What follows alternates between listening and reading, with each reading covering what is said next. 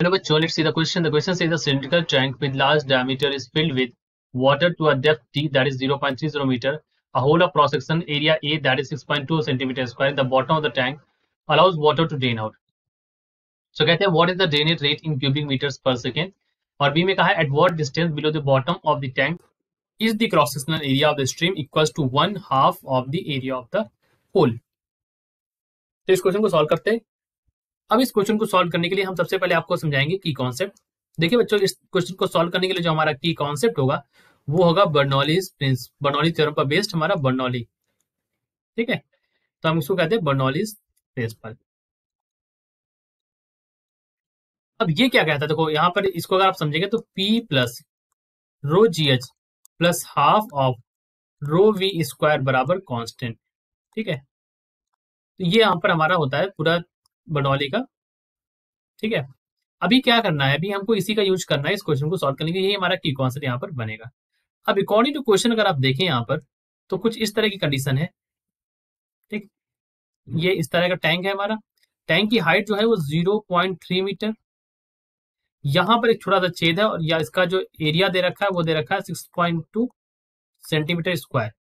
ठीक, तो अगर आप इसका यूज करेंगे, यहाँ से पानी ऐसे आ रहा है, ये काफी बड़ा सरफेस है ऐसे. ठीक है, तो अभी हम लोग क्या करते हैं, यहाँ पर इसका यूज करते हैं. तो यहाँ पर होगा P प्लस रो जी और हाइट क्या है H1 हाइट मान लेते हैं. ठीक, प्लस देखिए पानी ये बहुत ज्यादा यहाँ पर मतलब काफी बड़ा एरिया है यहाँ पर, और काफी बड़ा एरिया होने के नाते जो पानी आएगा उसकी वेलोसिटी की लगभग बहुत ही धीमी होगी, मतलब तो लगभग 0 मान लेते हैं इसको. Is equals to P plus rho G H2. अब हाइट क्या है यहाँ पर H2, जो पानी निकल रहा है ना यहाँ पर H2, तो उसको हम बोल देंगे H2 यहाँ पर plus half rho we square. ऐसे करेंगे तो आप P से P को हटा सकते हैं यहाँ पर.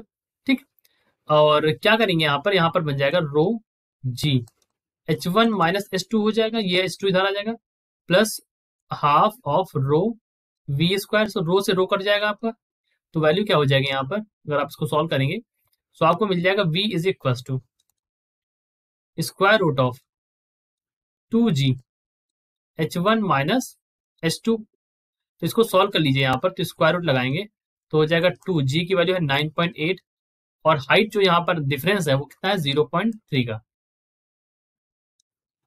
क्वेश्चन में दे रखा है इन्होंने 0.3, तो यही है हमारा 0.3 जो डेप्थ देखिए ना at the depth of this, तो यही अंतर है यहाँ पर 0.3 का.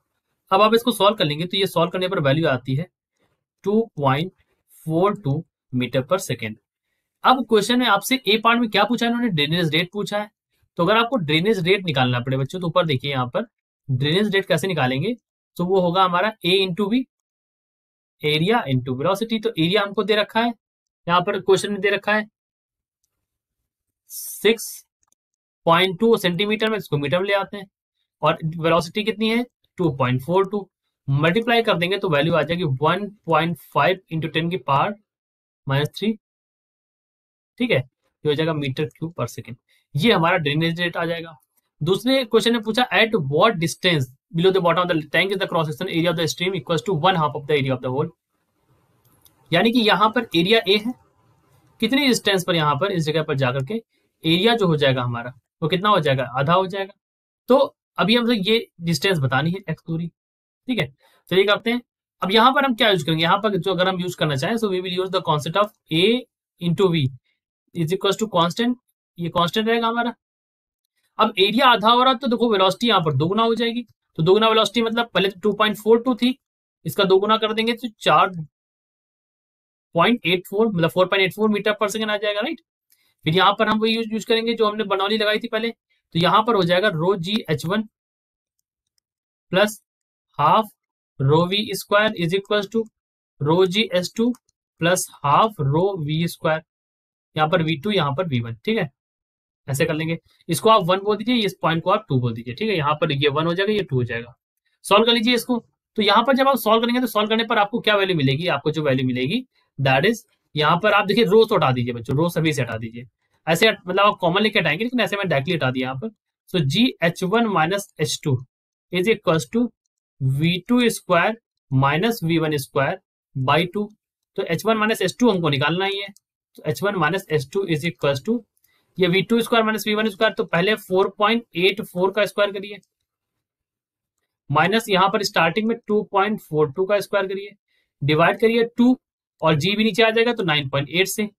तो यहां पर जब आप इसको सॉल्व करेंगे तो वैल्यू कितनी आ रही है, वैल्यू यहां पर आ जाएगी 0.9 मीटर। क्या वैल्यू आ जाएगी, 0.9 मीटर।